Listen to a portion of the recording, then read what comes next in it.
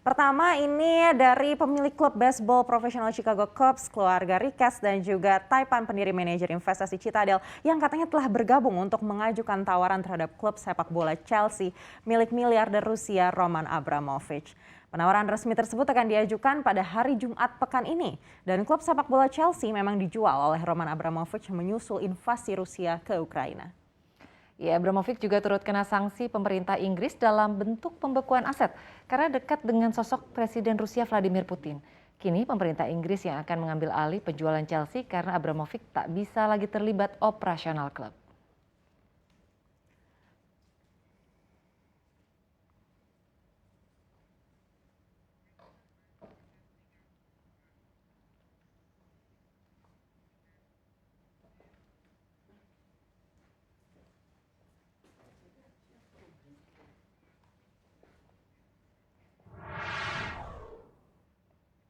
Iya, Ana, memang nih kalau dipikir-pikir nih buntutnya jadi panjang banget nih atas konflik Rusia dan Ukraina ya. Sampai dunia olahraga juga kena dampaknya nih, Ana. Iya, ini sangat kita sayangkan ya. Sebenarnya tidak cuma Ricketts dan Griffin, sebelumnya juga sudah ada yang tertarik membeli Chelsea. Ada dua pengusaha Swiss dan Amerika Serikat yaitu Hans Schurkwitz dan juga Todd Boehly, serta ada juga pengusaha Turki Muhsin Berak dan juga konglomerat Arab Saudi Mohammed Al-Khairij. Nah, ini tuh memang ternyata banyak ya yang mau membeli Chelsea.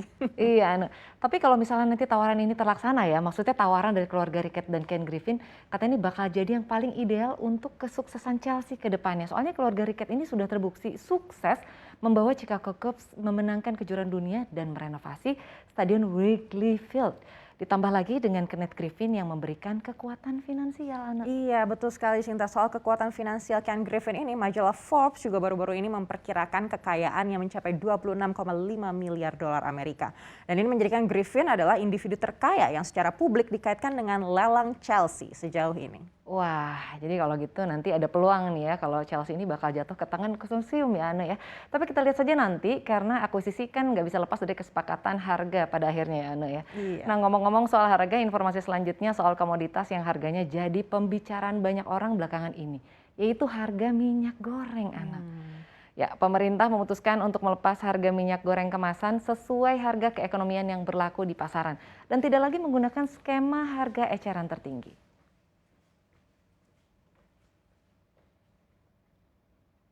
Ya, keputusan tersebut diambil dalam rapat terbatas terkait kelangkaan minyak goreng yang dipimpin langsung oleh Presiden Joko Widodo. Selain kebijakan minyak goreng kemasan, pemerintah juga menaikkan harga eceran tertinggi minyak goreng curah dari Rp11.500 menjadi Rp14.000 per liter.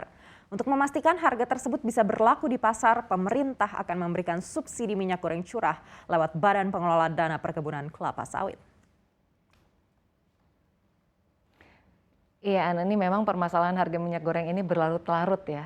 Dan saya juga kemarin sempat susah nih cari minyak goreng, Ana. Banyak yang bilang pemerintah nih nggak beres nih mengurusi persoalan minyak goreng, Ana. Yang Iya. notabene ini memang menjadi hajat hidup masyarakat Indonesia, Ana, begitu. Dan kalau misalnya seperti dikutip dari Menteri Koordinator Bidang Perekonomian Erlangga Hartanto, keputusan tersebut diambil setelah melihat perkembangan global yang membuat harga bahan baku minyak goreng, yakni minyak sawit ini memang melonjak tinggi, Ana. Iya, Sinta, tapi karena berhubung kamu juga pernah mengalami kesulitan minyak goreng, ini saya pengen tanya, kenapa sih kalau memang minyak goreng lagi susah itu, kenapa nggak makan rebus-rebus aja?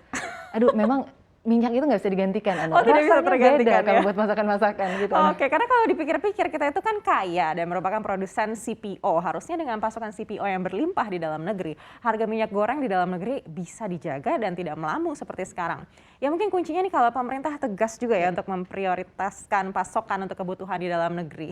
Iya, tapi saya juga paham sih ya, ketika harga CPO naik gila-gilaan nih, para produsen atau pengusaha pasti lebih memilih untuk ekspor karena lebih menguntungkan.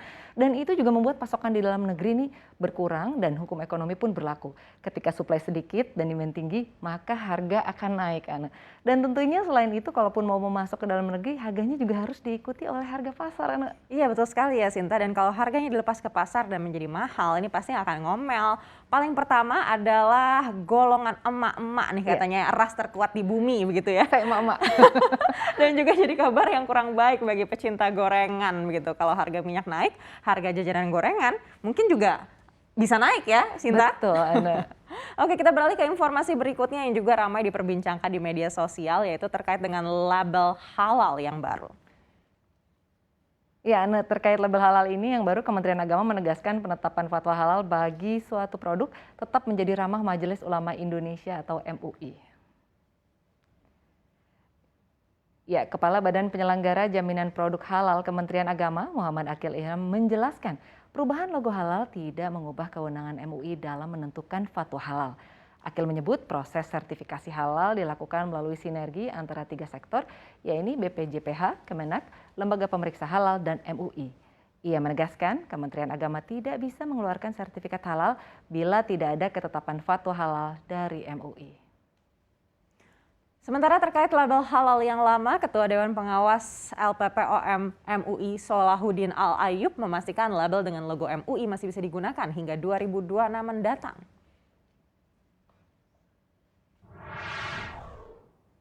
Iya, jadi buat pengusaha yang produknya masih pakai label halal yang lama, tidak usah khawatir ya. Sudah ditegaskan oleh MUI, masih bisa dipakai sampai tahun 2026. Iya, nah, tapi yang perlu dipahami masyarakat juga adalah soal wewenang label halal ini. Karena sebelumnya kan penetapan fatwa sampai penertiban label halal ada di MUI. Nah, sekarang penerbitan label halal ada di Kementerian Agama.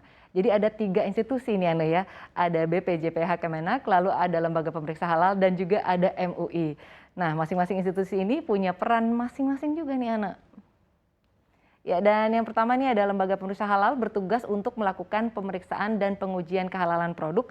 Kemudian MUI yang akan menetapkan kehalalan produk melalui sidang fatwa halal. Dan setelah itu baru label halal akan diterbitkan oleh BPJPH Kementerian Agama. Wow, kok kayaknya agak cukup banyak Agak panjang ya? Iya, panjang sampai melibatkan 3 institusi untuk mengeluarkan label halal. Jadi ini kenapa jadi pro kontra ini karena terlalu panjang mungkin ya. Tapi yang tidak kalah heboh ini adalah soal label halal baru ini, Sinta. Karena kalau kita perhatikan perubahannya ini sangat signifikan.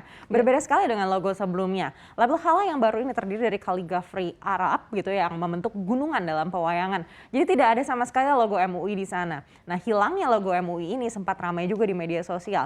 Lalu kaligrafi Arab halalnya ini juga sempat diterka-terka oleh netizen. Ada yang membacanya benar halal, ada juga yang beda, katanya itu lebih mirip kata halah, ada juga yang menimpali itu lebih mirip penulisan halaka.